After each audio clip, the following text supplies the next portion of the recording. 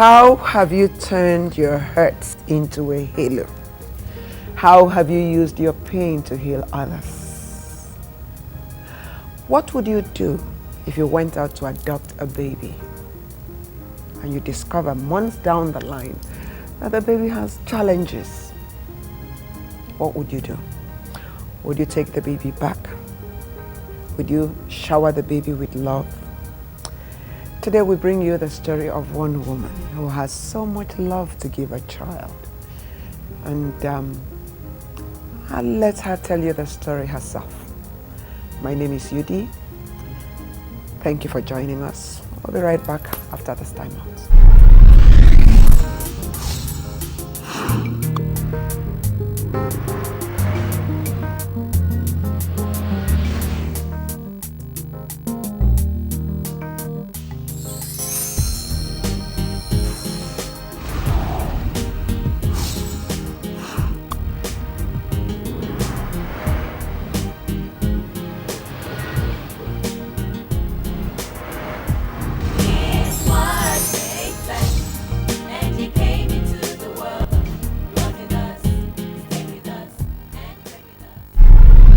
Welcome back.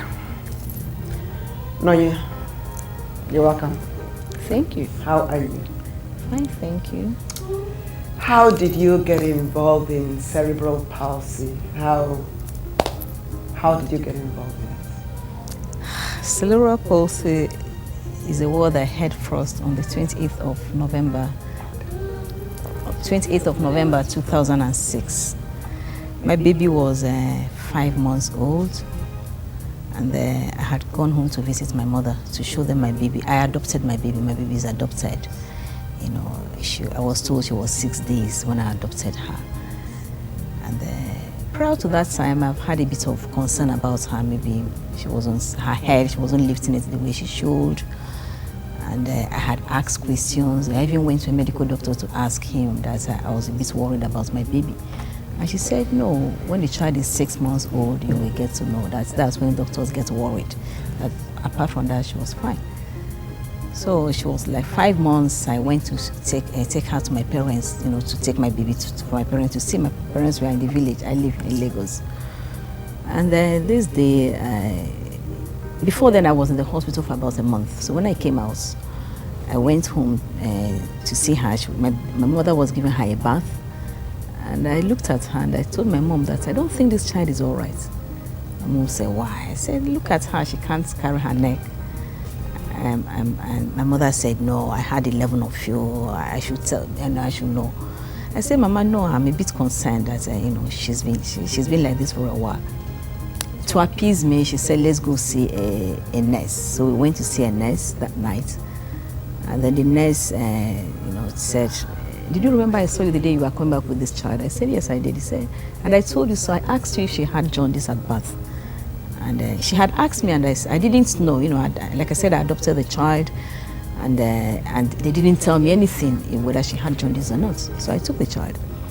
So she now turned to my mother. She started talking to my mother that, you know, this child, she started, you know, talking to my mother. She wasn't talking to me anymore. And at that point, I realized that something was really wrong with the child. Let me take you back a bit. Before you got to the point of adopting a baby, what was life like? Before I adopted the baby, I was married, you know, for a while, maybe 6 years or thereabouts. We didn't have a child. And before then, I had discussed adoption with my husband, you know, and then, you know, sometimes he would say it's okay, sometimes he would say it's not okay. Then one day he asked me, why do you want to adopt a baby? I said, well, since we don't have a child, that I have a lot of love in me, I think I want to give to a child. I had a beautiful upbringing, you know, and I learned a lot of things from my parents, which I felt I wanted to give to a child. And adoption is another option. It's a good thing, you know, people do that. You have the same feeling. I don't know how those who have theirs, you know, biologically feel, but you know, you have this kind of love you can't explain. It's very...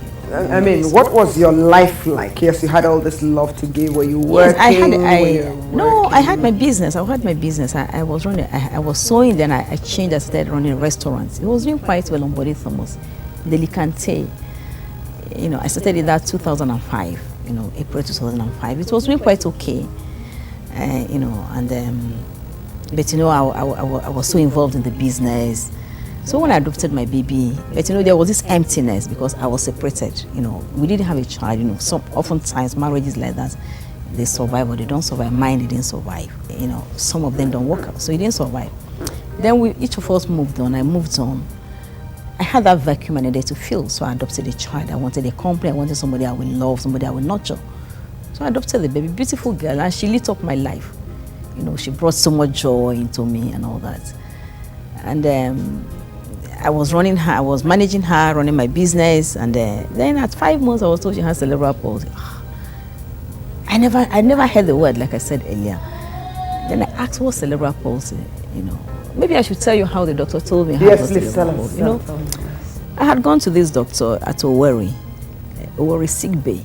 It was on the 28th of November. You know, when the nurse was talking about the child, I thought it was something I just go to a doctor, we go on admission. So I had packed a nice bag, hoping for us to go on admission, they fix my baby. But when the doctor saw us, he pulled her hands, and she said, "Madam, this child was resuscitated. What happened?" I said, "As in?" She said, "This child was resuscitated at birth. You know, this child has cerebral palsy. What happened?" I said, "I don't have her history, you know, at birth, that I adopted her." She asked me from where. I said, "From Owerri here, incidentally from some Owerri, through the Ministry of Social Welfare, Ministry of Women and Social Welfare." And she said she was angry. She said, "Why should they give out a child like this for adoption? That you can't manage this child. You can't, madam, just take her back, take her back." They told you to take the... Yes, she said, "Just take her back to, you know, where you got her from. That you can't manage, you can't handle her." I was looking at him like, "Take her back? Yes, you can't handle her." So I called the lady, you know, the director, Mrs. Imado, that's her name. I called her. She said for me to come over. So I went over to her, and she was very sorry. She said, almost at the point of tears, she said they've never had this kind of experience. "But madam, you can't handle this child. Please leave her." I said, "What of your husband?" I said, "I told you, I was separated." She said, "In that case, you can't handle the child. Just, you know, leave her. Leave the child." I said, "Why?" I said, "Madam, you can't handle her. Leave her." So that people, viewers listening, would know why she said you can't handle the baby. Yes. Tell us what cerebral palsy. Yes. At that point, I didn't know what was cerebral palsy. So I left the child. I walked out, made a call to my sister, who is a pediatrician, and I asked her, "What is cerebral palsy?" You know, she went on. I can't remember what she said, but she kept saying the child may never walk, the child may never go to regular school, the child may never talk, you know, all those things. I said, "Really? That Chizimuzo has just been diagnosed with cerebral palsy. My baby's name is Chizimuzondo." And she said, "That's a tough one." Then I dropped the phone. I went back to the woman. She said I should leave the child. So I left the child. I came to Lagos. I cried all through. I sent messages to my sisters, my siblings, all of them. Everybody was saying, "No, you can't handle that child. Think of the future, leave that child." Then a friend of mine sent me a link on what, you know, that's on the internet. So I read what cerebral palsy was. So I called Mrs. Mado. I said I was coming to pick my baby. You know, when I read that thing, what was cerebral palsy, it's something huge. And I felt that, well, if this baby has that, she needs a mother. And she needs a mother that will give her a lot of love, because she shouldn't be a number in a, you know, if you can't just take her to an orphanage. Because I asked the woman, "What are you going to do with the child?" She said, "We just leave her at the orphanage."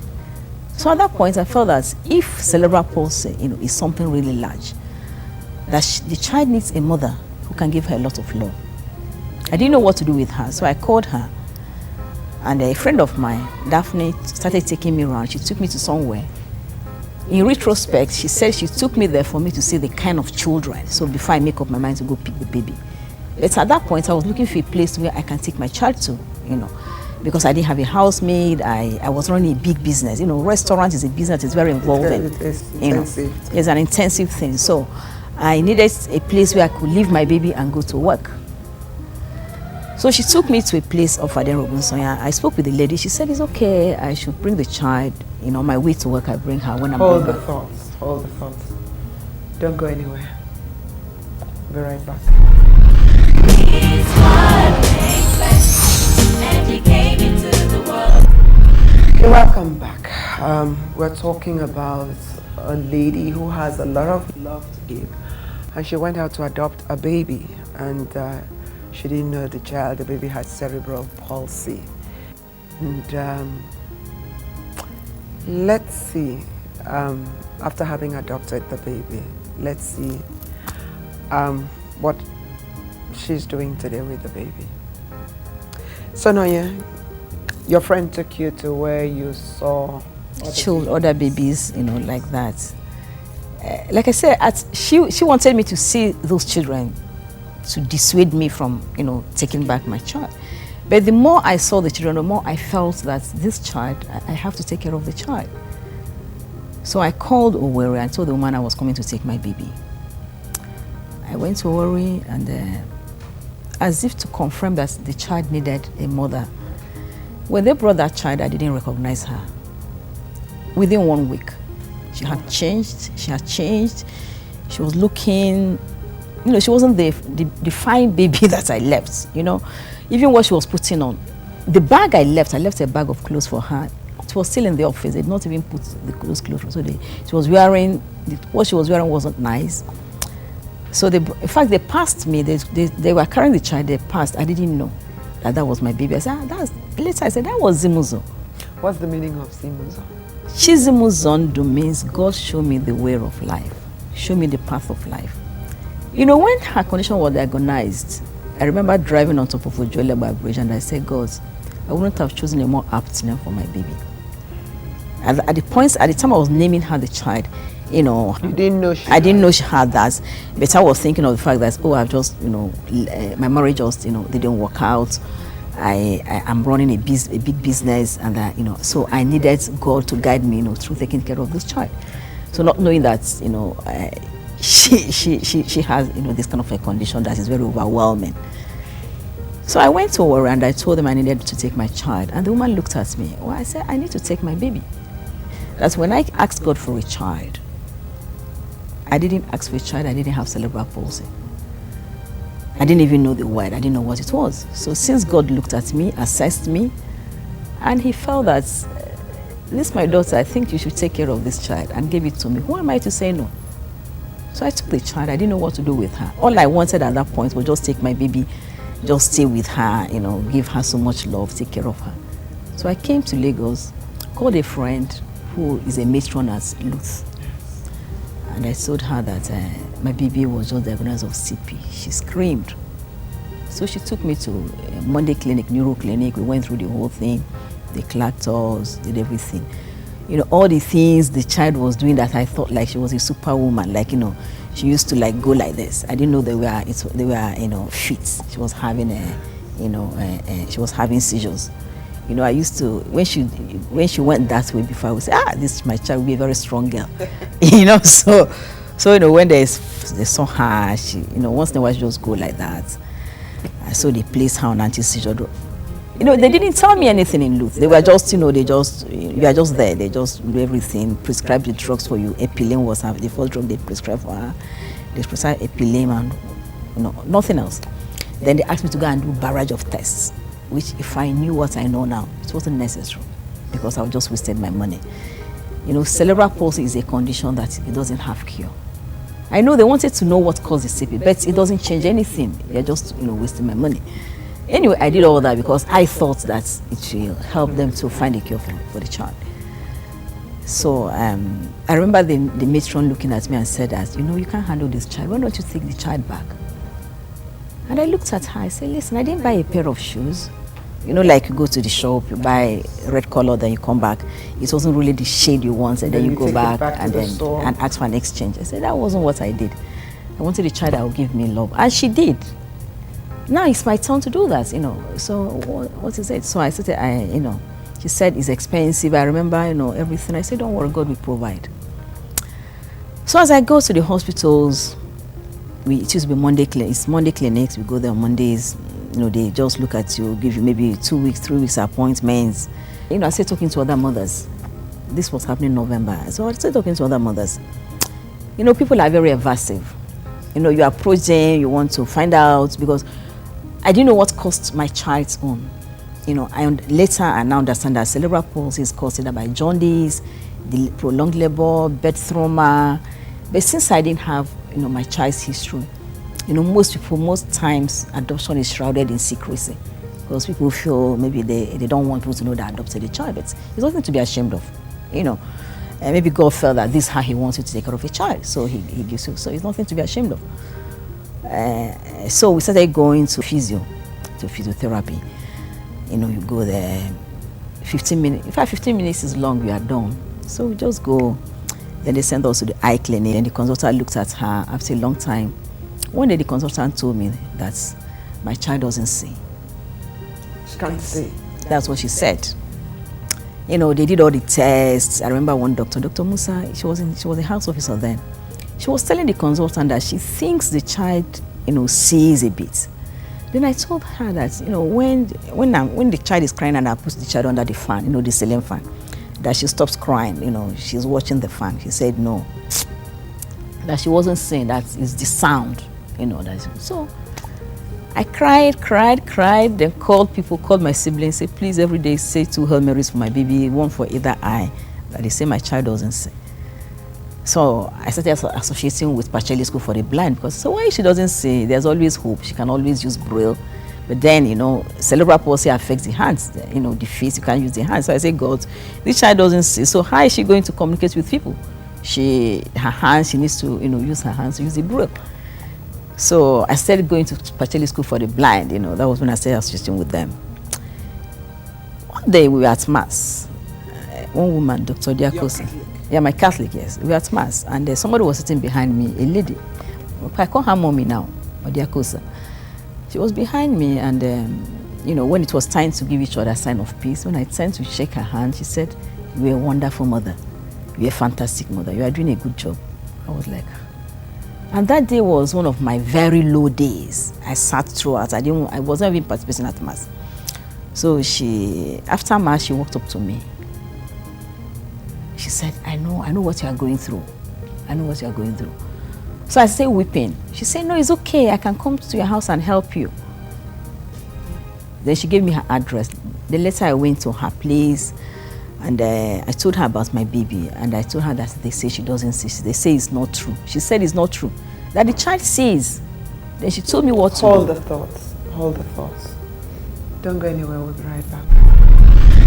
It's what makes life, and he came into the world. You're welcome back. This is a very sobering moment for me. That somebody would have so much love to keep. Nonye, I'd like to ask you, didn't people at any time tell you to take back the baby? From the very first day, everybody I knew, except my siblings, everybody said to take back the baby. Even in the hospital, like I told you, even the nurse, she told me that I can't handle the baby.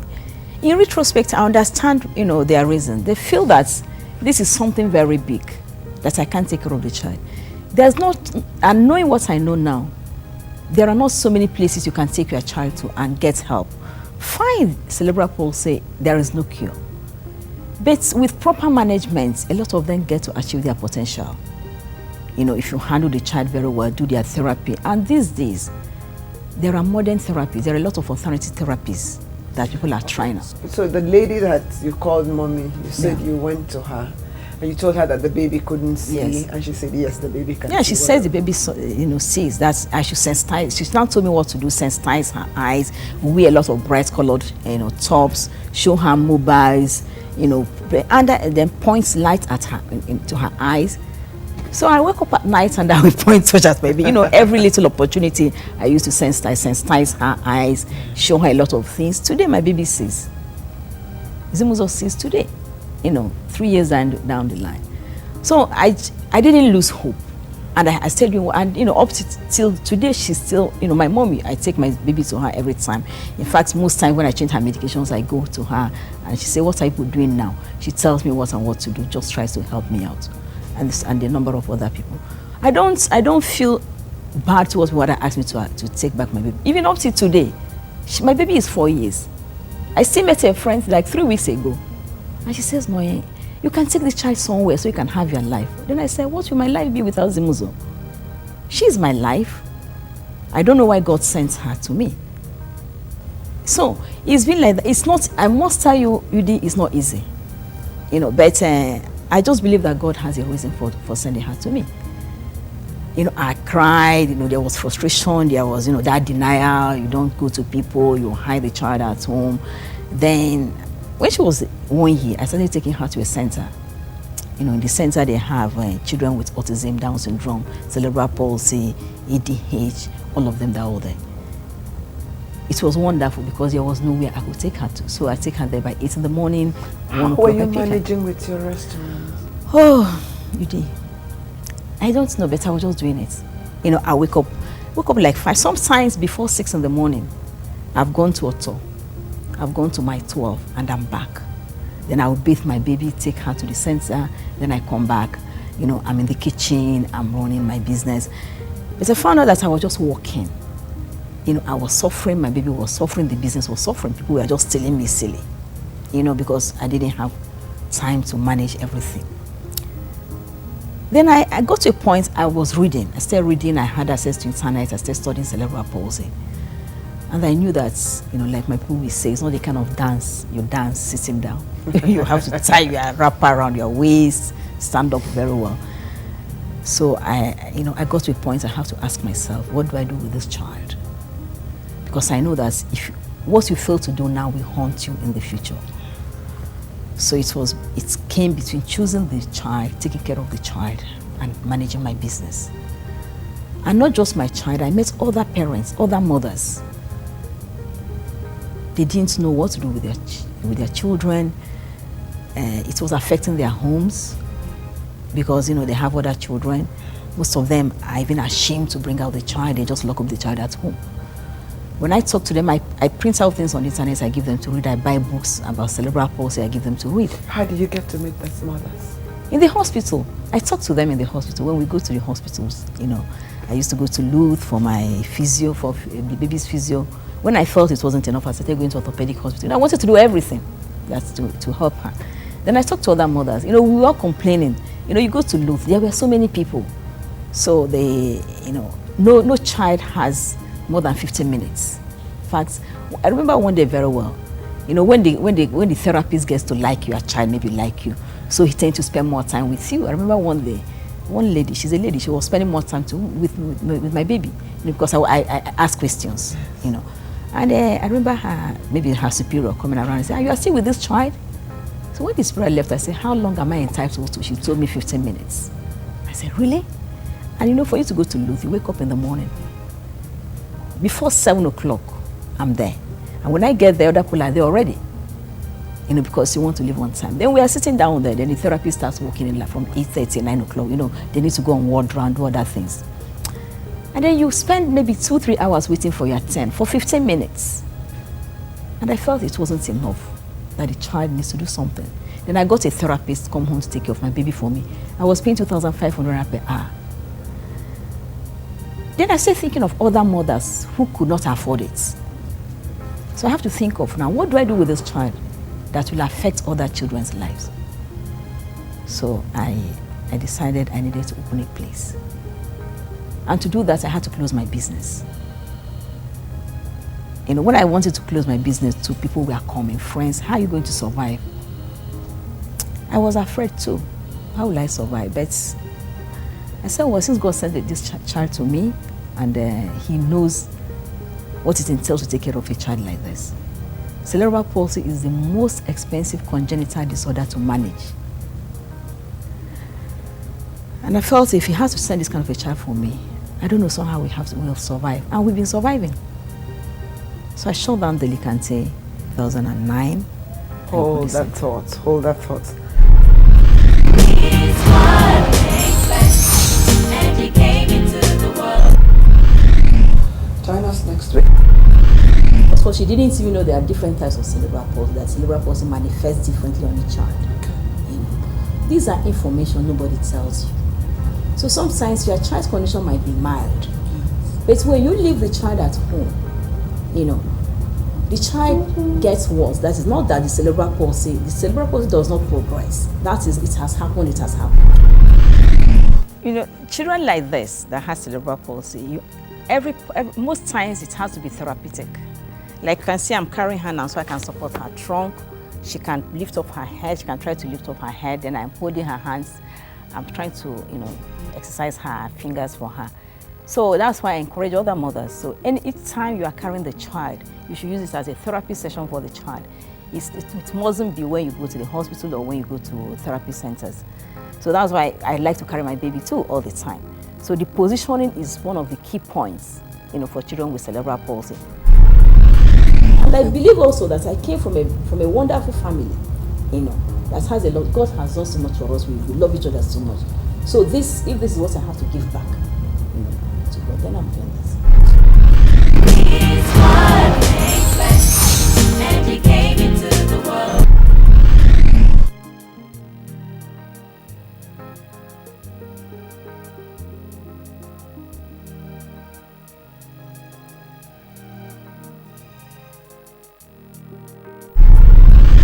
Ministry gives purpose to pain. And the Bible says we get comforted so that we can comfort others with the same comfort we've been comforted.